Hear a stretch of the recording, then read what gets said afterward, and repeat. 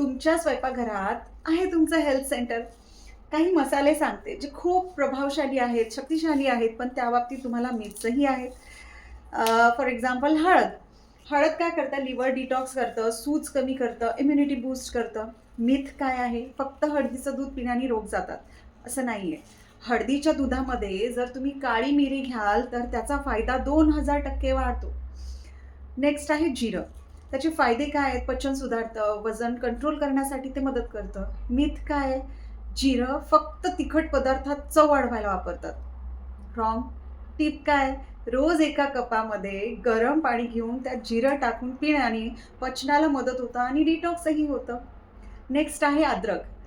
आलं immunity boost करतं, सर्दी खोकला कमी करतं, पण फक्त चहा बनवायला नाही ना.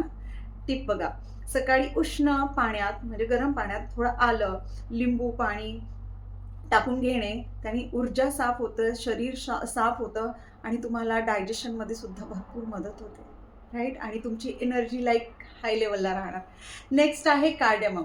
त्याचे फायदे मी आधीही सांगितलेले आहे. पचन सुधारतं, ताण कमी करतं, झोप चांगली, राईट. पण फक्त गोड पदार्थात आणि स्वीटमध्ये वापरायला पाहिजे का? नाही.